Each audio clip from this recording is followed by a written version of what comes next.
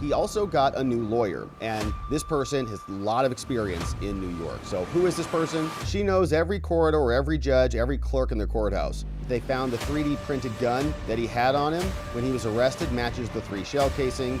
Now they're saying that he, quote, may waive his extradition next week. There might be a not guilty by reason of insanity defense that they're going to be thinking about because the evidence is going to be so overwhelming. Luigi Mangione gets a high-powered attorney. That's according to CNN. But we also had some more information about the suspect and how they captured him, because apparently he left the city by train, not by bus. They're still trying to piece together where he went, how he ended up at that McDonald's, and why he did this. Here's the story now. He also got a new lawyer. And for somebody who went through a lot of effort to make a political point in this case by writing on the bullets and having a manifesto and all the things, who then escaped, who then got caught, almost like he wanted to be caught, now is hiring a defense attorney to get him out of the charges. So we're not really sure what is going on in his mind, or if his family's lawyering him up, or if he maybe wanted to be this martyr who accepted responsibility for it, but is now reversing course. A lot of things can happen. But he's adding to the team, and this person has a lot of experience in New York. So who is this person? Well, her name is Karen Friedman Agnifilo, and we've seen Agnifilo on letterhead before. Luigi Mangione has retained a high-powered New York attorney to represent him as he's facing second-degree murder charges in New York. Agnifilo will represent him. Previously, she worked as a district attorney, assistant district attorney in Alvin Bragg's Manhattan DA's office, but not under Alvin, under his predecessor, Cyrus Vance. She was there for 7 years. She's a veteran throughout New York, has been in private practice since 2021. She's got experience as much as any human being, said someone. She knows every corridor, every judge, every clerk in the courthouse, which is a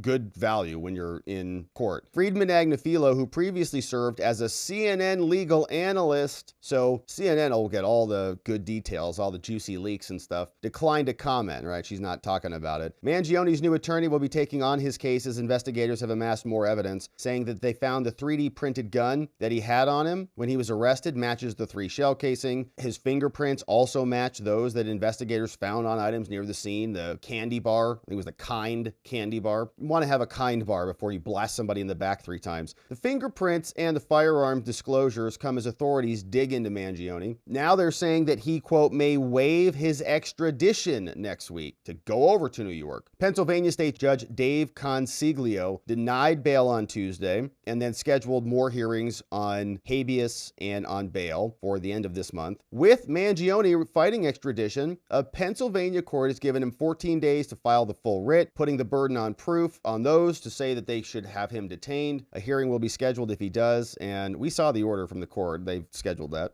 Pennsylvania prosecutors have 30 days to get a governor's warrant, which New York Governor Kathy Hochul said she will work with prosecutors to sign, and Josh Shapiro is prepared to process it, and they'll transport him out. Blair County DA Peter Weeks said his office is also prepared to do what's necessary to get Mangione back to New York. Dickey, the lawyer in Pennsylvania, who we heard a lot from right after the arrest, has denied his client's involvement and anticipates that he will plead not guilty to murder, which is always the case. And this is always a headline, just by the way, right? They're always like, he pleads not guilty. Oh my gosh. Yes, you have to, unless you want to plead guilty and just end it. That's, you have to. Mangione also plans to plead not guilty to the gun charges, which again, he's done. So that's by Caitlin Collins. Caitlin, hello. A lot of this stuff has already happened. Pennsylvania prosecutors have 30 days. Dickey has denied his client's involvement. He's already pleaded not guilty, as we saw. I think they're going to have another initial appearance or maybe another arraignment. Maybe there'll be new charges. Maybe he'll be indicted, but a lot of this is being processed anyways. So they also found that he left by train, and Luigi Mangione left by train, not by bus. At first, investigators thought he got on a bus, but no. Investigators said he was spotted on security cameras being dropped off by taxi. There was no imagery of Mangione actually getting onto a bus.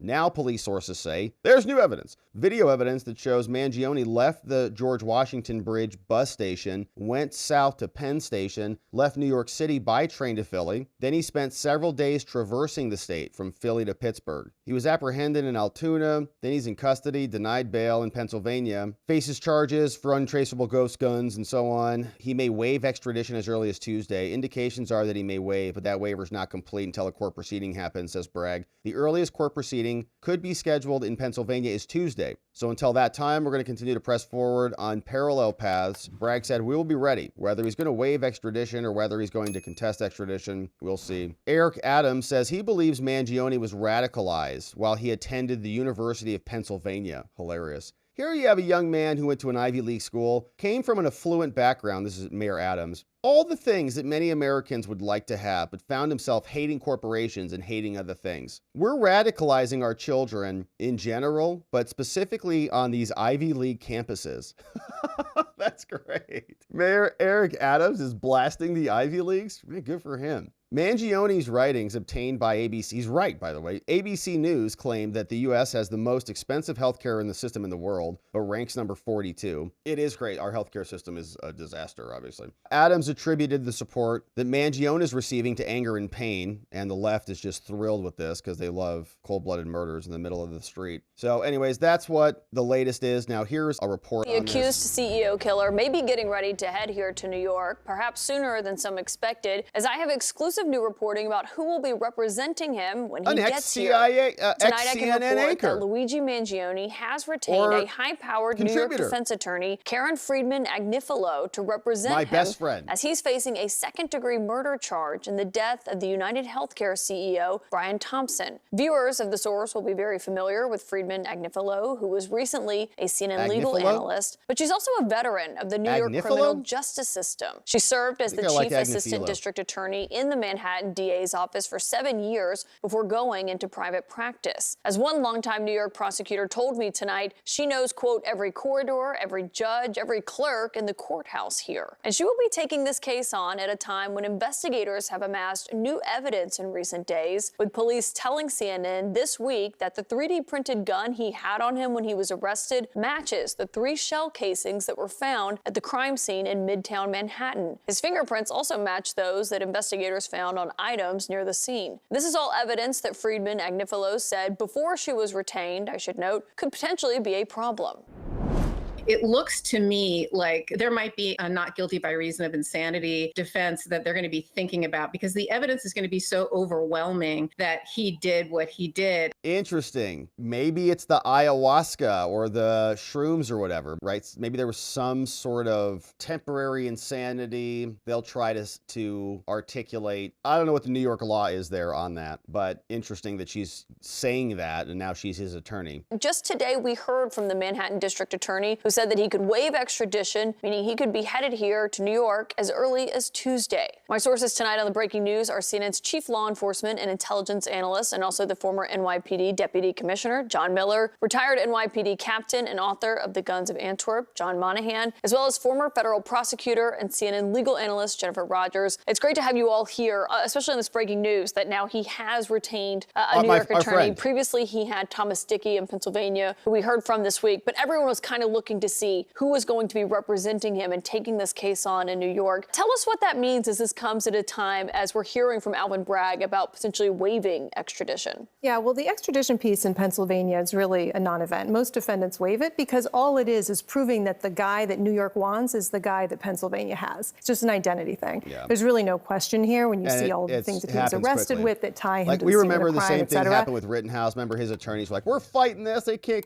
come and take him. We're like, oh, come on, guys. And he was like over there. He was already transferred. Like when they were like on camera, he was already transferred. They have the right guy. So really what you want is a lawyer who can take you through the real case, right? The pretrial and of course the trial. And Karen is the sort of person with all of her many years of experience as a trial lawyer and in this actual courthouse and in this actual office, that's the sort of person you want. Yeah, it's going to be an interesting case. I mean, now they're saying they've got DNA from the bottle and DNA from the Kind bar and admissions. All right, now to the latest. That these written admissions in the actual documents that they seized from him. Could be her earliest case, could be heard as on Tuesday. Bragg announced that Mangione may abandon his fight. Indications are the defendant may waive, he said during a press conference when he was out in Times Square. There's Alvin. Says until that time, we're going to press forward. So we'll see what happens. His new lawyer will be coming in. I'm looking forward to these cases getting going so that we can see some of these documents and see what they're alleging and what the evidence looks like. So that will be coming soon. Next week, it'll be here.